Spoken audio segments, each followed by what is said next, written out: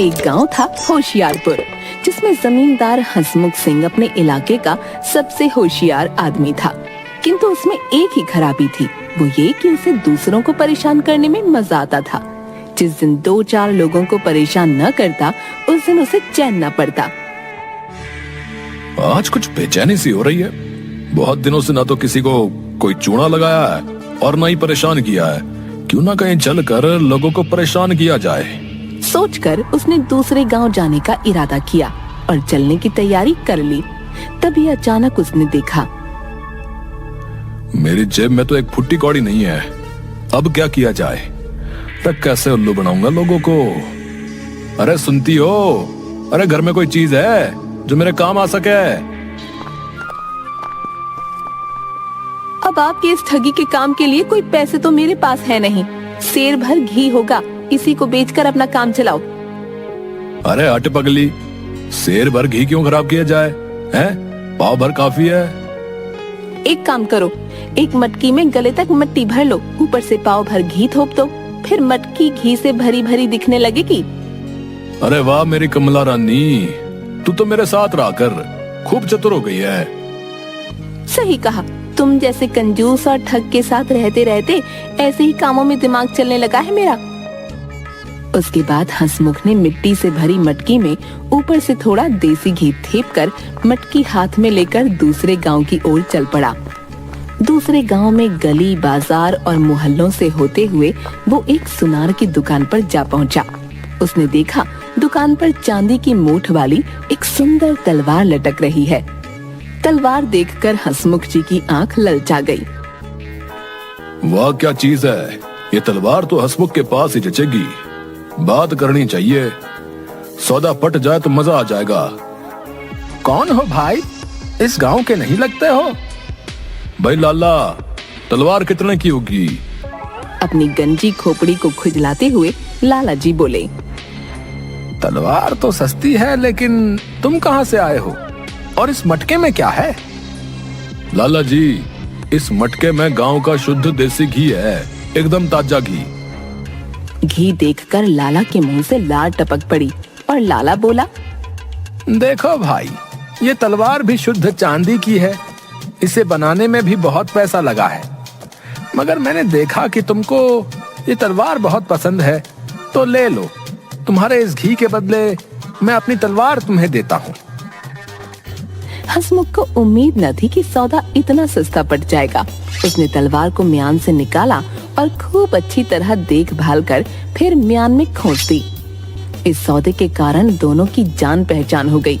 लौटते हुए लाला जी बोले, हंसमुख, अगली बार आओ तो जितना हो सके उतना घी साथ लेते आना। बदले में अपनी पसंद की कोई भी दूसरी चीज लेते जाना। अगली बार भाभी के लिए ऐसी अंगूठी बना दूंगा कि जिंदगी भर तुम्हारी गुलाम बन के रहेगी। अच्छा अच्छा ठीक है, अगली बार बड़ी वाली मटके लाऊंगा। कहकर हंसमुख चल दिया। उसे डर था कहीं उसके रहते भंडा न फूट जाए। वो फुर्ती से निकल गया। वापस लौटते हुए जब वो जंगल में पहुंचा तो सोचा, चांदी की तलवार तो सस्ते में मिल गई, क्यों ना तलवार की परीक्षा की जाए। उसने तलवार को म्यान से निकाला और जोर से एक पेड़ के तने पर दे मारी। पेड़ पर लगते ही तलवार मिट्टी बनकर जमीन पर बिखर गई। देखकर हंसमुख का मन खराब हो गया। वो बोला, अच्छा तो अच्छा वाला काटा है हंसमुख तेरा। वाह रे लाला, तू तो मेरा भी बाप निकला। उधर लाला जब घर पहुंचा, कहाँ हो भाग्यवान? आज बाजार में एक आदमी आया था, उसको बड़ा अच्छा उल्लू बनाया मैंने। क्यों, आप लोगों को ठगते हो? किसी दिन आपकी ये हरकत किसी को पता चल जाएगी तो आप उसी बाजार बिना कपड़ों के नजर आओगे। क्या कुछ भी बोलती हो? देखो मैं क्या लेकर आया हूँ, गांव का शुद्ध घी। मगर जैसे ही उसने मटकी खोली और एक पलटे से घी निकाला, उसमें थोड़ा सा घी और बाकी मिट्टी सामने दिखी। अरे ये क्या? मटकी में तो मिट्टी भरी पड़ी है। ये क्या? इसमें तो मिट्टी भरी है और वो तो आपको उल्लू बना गया। इमली ये देखकर खूब हंसने लगी। लाला तो मन ही मन उसकी अक्ल की दाद देने लगा। ये तो मुझसे भी ज्यादा अक्लमंद निकला।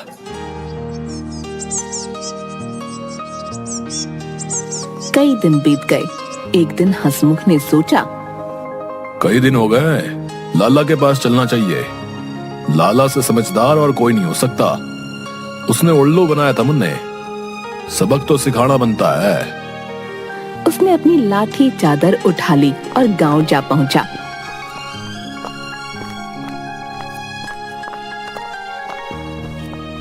लाला जी अपनी दुकान पर जमे थे। हंसमुख को देखते ही उठकर स्वागत किया। अरे आओ आओ हंसमुख भाई, कहो हंसमुख जी, तलवार कैसी लगी आपको? लाला जी, चीज तो लाजवाब थी, बहुत उम्दा चीज रखते हो, लेकिन घी में भी खूब स्वाद आया होगा। लाला जी को हंसी आते आते रुक गई और बोले, गांव के शुद्ध घी में स्वाद ना आए तो लोग गांव से घी क्यों मंगवाएं हैं? लाला जी ने हंसमुख को प्रेम से अपने पास बिठा लिया, उठकर चिलम भर ली और बोले, हंसमुख जी, अब तो 2-4 दिन यहीं रहो। हंसमुख ने बात मान ली।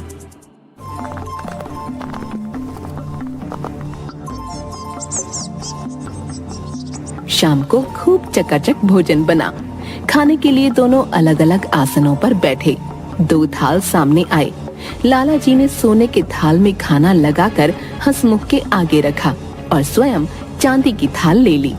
लाला जी, आपने आज दिल खुश कर दिया। आप तो खाना भी सोने की थाली में देते हो। लाला ने मन में सोचा, क्यों, सोना देखकर तो तुम्हारे मुंह में पानी आ गया होगा। अरे अरे हंसमुख, मैं तो मेहमान नवाजी कर रहा हूँ। सोने की थाल देखते ही हंसमुख खाना पीना भूल गया। सोचने लगा, खाना तो अपनी जगह, किसी तरह ये सोने का थाल हाथ लग जाए। खाना खत्म हुआ तो आंगन में दोनों की खाटें बराबर बराबर लगा दी गईं।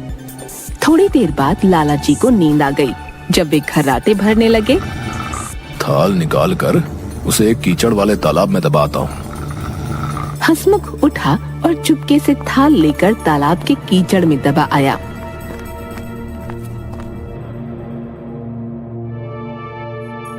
आधी रात को लाला जी की आंख खुल गई तो देखा, थाल गायब है। जालिम ने कमाल कर दिया, रातों रात काम बना लिया। हंसमुख के जूतों पर तालाब की कीचड़ लगी थी। उन्हें समझते देर न लगी। थाल तालाब के कीचड़ में दबाया गया है। हंसमुख जब नींद में पड़ा रहा, लाला जी कीचड़ में दबे थाल को निकाल लाए। सुबह आंख खुलने पर हंसमुख ने वापस लौटने की जल्दबाजी की और बोला, मुझे आज जल्दी ही चले जाना था, लेकिन आंख नहीं खुली। कोई बात नहीं, खाना खाकर चले जाना, इतनी भी क्या जल्दी है। कहकर लाला जी ने उसे रोक लिया। दिन में जब दोपहर के खाने पर हंसमुख ने सोने का थाल अपने आगे पाया तो उसकी आंखें खुली की खुली रह गईं। लाला तो बड़ा धनवान मालूम पड़ता है। लाला जी, आपके पास तो ऐसे कई थाल होंगे। ना ना, एक ही थाल है, वो भी बहुत पुराना हो चुका है। लाला का उत्तर सुनकर हंसमुख ताड़ गया। लाला भी कम उस्ताद नहीं है, वो रातों रात थाल तालाब से निकाल लाया है। उसके चेहरे पर थाल के निकल जाने का दुख था, लेकिन अपना दुख उसने जाहिर न होने दिया। अब वे एक दूसरे को अच्छी तरह जान गए थे। थोड़ी देर बाद लाला जी हंसमुख से बोले, हंसमुख, भलाई इसी में है कि हम आपस में मिलकर काम करें। कहीं परदेश चले जाएंगे तो कुछ कमा ही लेंगे। तुम्हारी और हमारी अक्ल भी एक जैसी है, इसलिए हम बड़े बड़े काम आसानी से कर सकते हैं। सोच विचार कर हंसमुख बोला, जी मंजूर है। हम लोग कहीं दूर देश चलें, जहाँ कोई हमें न जानता हो। बात पक्की हो गई और अगले ही दिन दोनों परदेश के लिए निकल पड़े।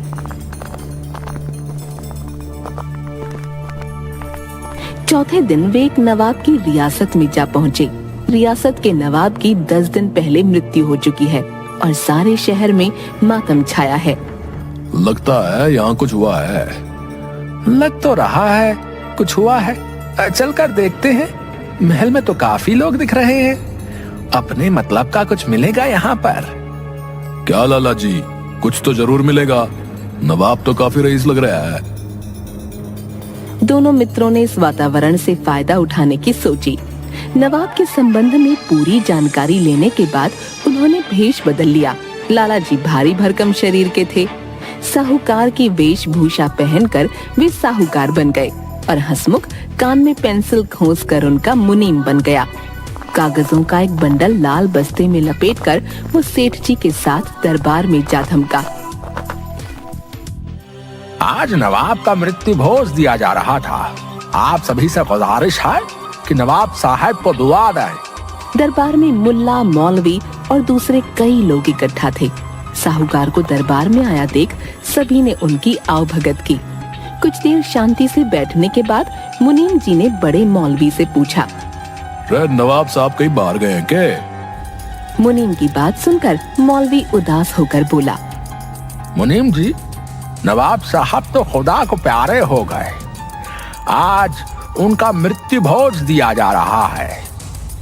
मौलवी की बात सुनकर उन दोनों ने ऐसी सूरत बना ली मानो उनका कुछ छीन लिया गया हो। साहूकार तो बेहोश ही हो गए। उसकी ये दशा देखकर दरबार में खलबली मच गई। तभी नवाब का बड़ा लड़का वहां आ पहुंचा। मुनीम ने बताया, अरे 10 वर्ष पहले नवाब साहब ने सेठ जी से 10,000 रुपए लिए थे।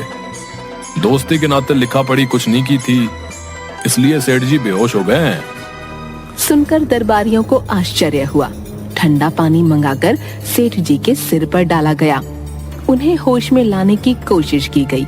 होश में आकर जोर से चिल्लाए, नवाब साहब, मेरे 10,000 रुपए। हाय 10,000, यहाँ नहीं तो जन्नत में आकर तुमसे ले लूंगा। कहकर वे फिर बेहोश हो गए। देखकर मौलवियों ने सोचा, ये बनिया कहीं पैसे के पीछे जान दे दे, अगर मर गया तो आफत खड़ी हो जाएगी। नवाब साहब का लड़का भी घबरा गया। बोला, खुदा के लिए सेठ की जान बचाओ, मौत का दाग हमारे माथे पे न लग जाए। मैं अभी सारी रकम चुकता कर दूंगा। सेठ को होश में लाया गया। पूछा, सेठ जी, आपके पास कोई सबूत है कि मेरे वालिद ने आपसे 10,000 रुपए लिए थे?